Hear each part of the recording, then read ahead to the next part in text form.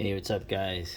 This is not me going over Rue Morgue. I'll probably go through it because that's what I like to do. It's summer. It's my least favorite season, and it's living up to that uh, uh, category for me, so to speak. But we soldier on. Yeah. Like I said, I'll go. There's actually some interesting stuff in here as usual, but I'm not even gonna go over this yet. I'm just gonna. I thought it was interesting here.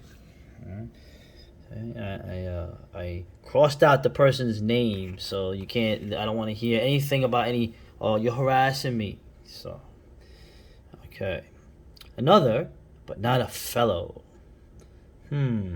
White cis hetero guy here. Rue Morgue is absolutely crushing it from every perspective. Yeah, crushing it, son. Keep it up. I recently ordered a whole load of the Darkside issues off eBay, and even by 90s standards, they're misogynistic, racist, and homophobic. It renders the whole thing gunk, and made me all the more appreciative of what you do and how you do it. Rue Morgue is diverse, representative, and inclusive without being preachy. You have to be pretty insecure to feel threatened by the editorial approach. You have my allegiance. Well, I just thought that was interesting. Because as you know, I like to go over horror magazines, and the Darkside, I keep saying, is the best horror magazine on the stands from the UK, and the guy here attacked it as misogynistic, racist, and homophobic. You're like so fighting the power, bro. Really, honestly, and you you cis. You actually use cis as a seriously, but. I decided to maybe say, let's look at the dark side. Okay, now the funny seven golden vampires story was great, but one thing I'll notice, I'll just go through here. Okay, I'll go. There's some interesting stuff for here. I might go over. We'll see what happens. But one thing I noticed in Rue Morgue, okay, there's something missing more and more. You don't see any hot women and anything close to a pose here, and that is a great soundtrack. Oh, okay, but that's not what we're here for. We're here for the Darkside. The last couple issues that came out. Okay. So that reader was just so disgusted by that. Now we have my one of my favorites, Caroline Monroe, beautiful woman. Hey, Star Crash. I saw this at the Benson, one of those Brooklyn theaters that's long got. Luigi Cozzi. This movie's a hoot. It's actually a really good movie, and it just interviews her. Gorgeous woman. Very much a lady. The late great Joe Spinell.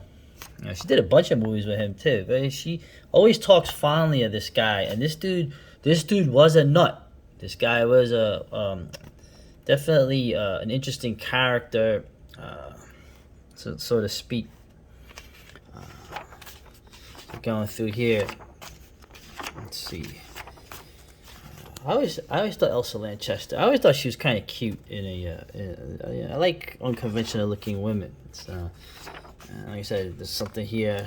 I'll go over these separately at some point probably, but I'm just trying to get to. You ever see Carry On Screaming? Remember this lass? Oh, oof. Hey, anyway. Yeah. And I remember this actress too, the Hammer House Horror. But what we got here? Oh God, the sexism is just too much. Like that reader, I just cannot deal with all this misogyny and sexism of showing these beautiful women. Yeah, I noticed the covers are female dominated. I thought you'd like that. Now here's something I wanted to go over.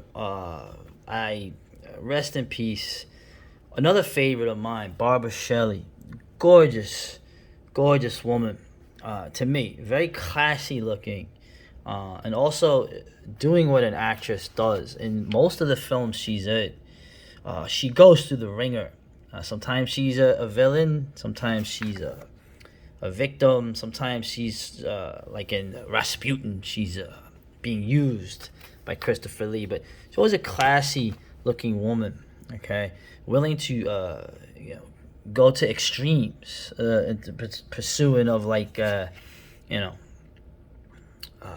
being very proper and then being very animalistic. Of course, I'm talking about Dracula, Prince of Darkness. I remember this on Channel 5 when I was a kid, and the infamous scene where this proper Victorian woman becomes vampirized by Dracula, and she just becomes this very sensuous woman who is then dispatched in a very, very brutal scene that I can't believe they actually showed it on Channel 5.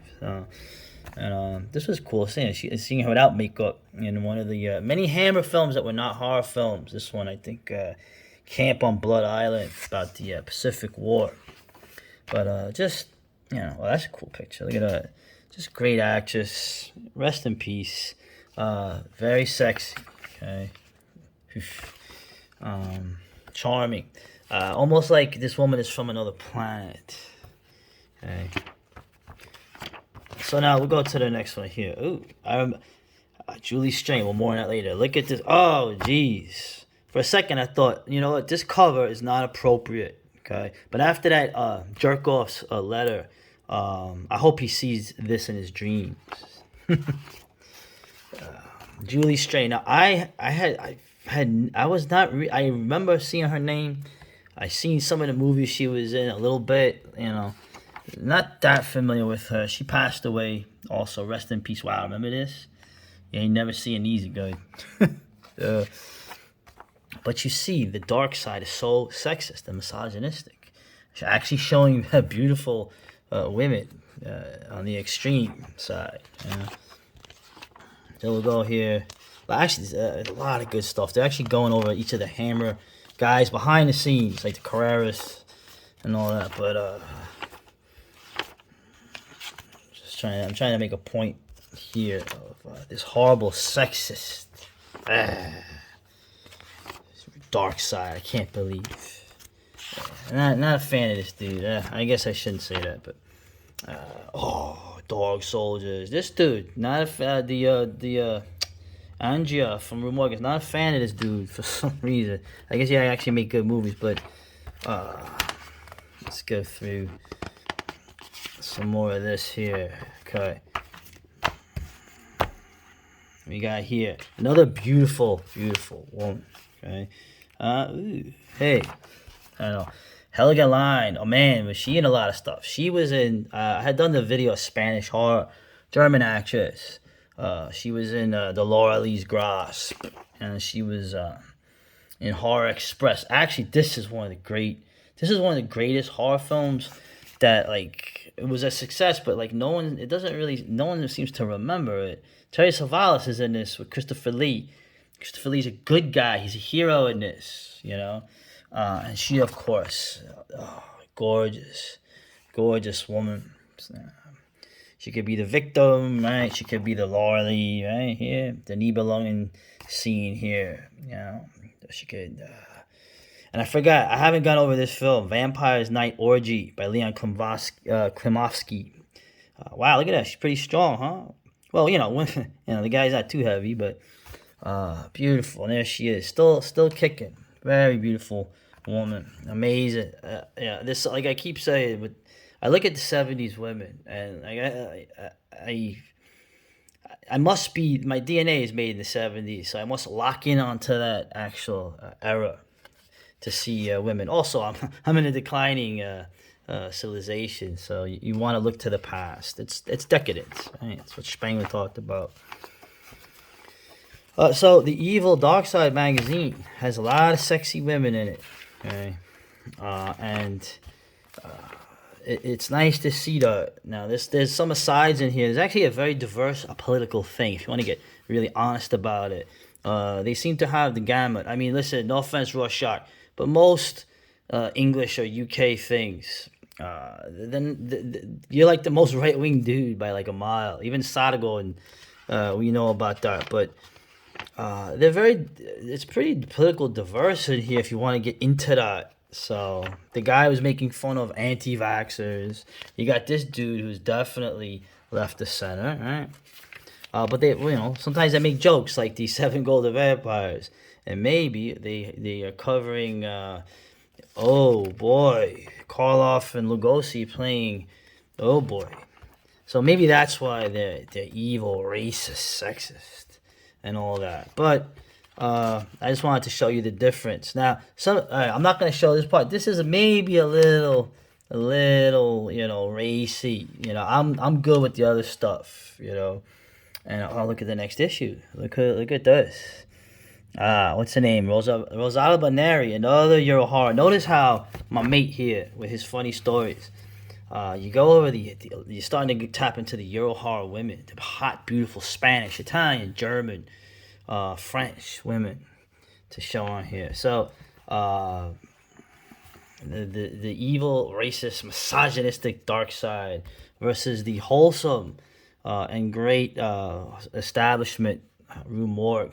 What do you think? Who do you think is who is the villain and who is the hero? In horror, there are no such things. Okay. All right. Later.